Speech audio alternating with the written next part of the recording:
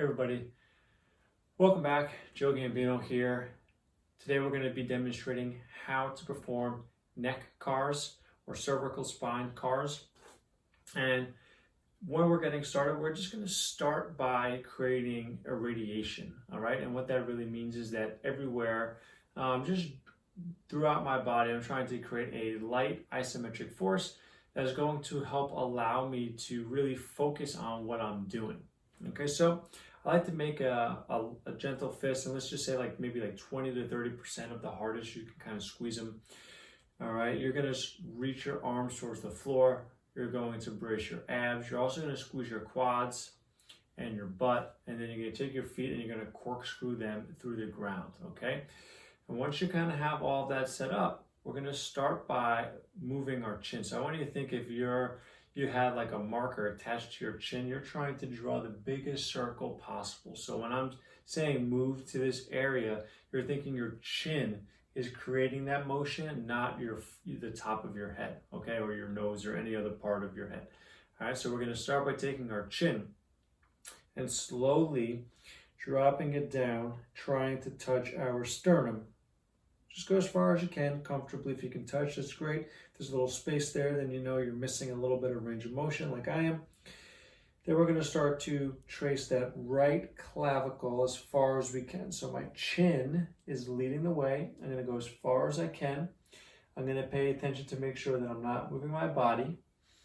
I'm taking my ear and I'm going to start to drop it towards the ground. Then as I do that, I start to cut the angle. I start to bring my entire head into extension, again, leading from the chin. Once I can't go anymore, my chin is going to start to draw that circle to the other side. Again, making sure that my body's not moving. So I like to keep my hands, firmly planted maybe on my clavicles, or I can grab the opposite, because if I lean, you're going to get some of that feedback through your hands. When I can't get my chin over any further, I'm going to drop my ear towards my shoulder, and I'm going to start to cut that angle where my chin's coming to the clavicle, and then slowly back to center. Okay, and then we'll come up, we'll reset, we're going to do one more circle in that direction, and we're going to do the other side. So I'm going to drop my chin down, trying to touch my sternum, tracing the right clavicle again.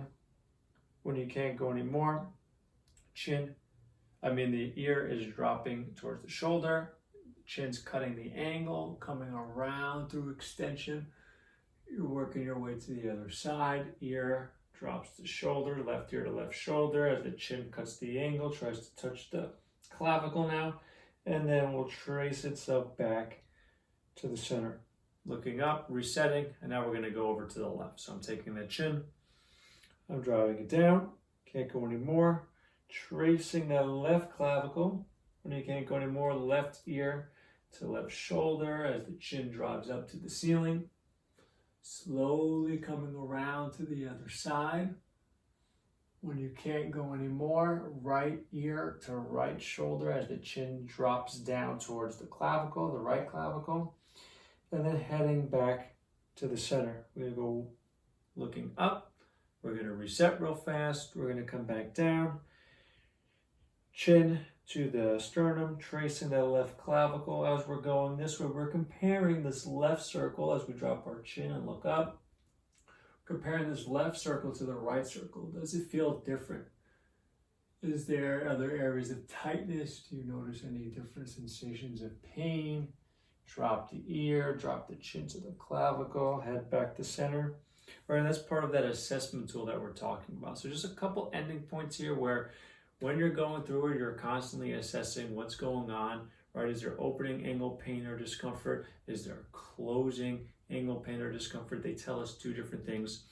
You're looking for the ability for you to control the range of motion. So that means, is the amount of tension and the speed constant throughout the circle? If all of a sudden it gets faster, or you feel like you lose tension, right, that's telling us that you don't really own that particular range of motion. Right, and then what we're looking for also is are we compensating, right? Can you not disassociate our neck from everything else? So if I'm starting to come back here and I arch my entire spine, right? We're not able to get that disassociation. We would call that a compensation, right? You should be able to look up, or we should be able to look to the side without my entire body starting to twist or rotate with it, right? We may want them to associate at times, but we want to be able to have that capability of at any time I can get to my end range with no compensation anywhere else. So give that a try, guys. I like to do 2 repetitions in each direction daily. So try that. Let me know what you think down in the comments below. I'll see you guys next time.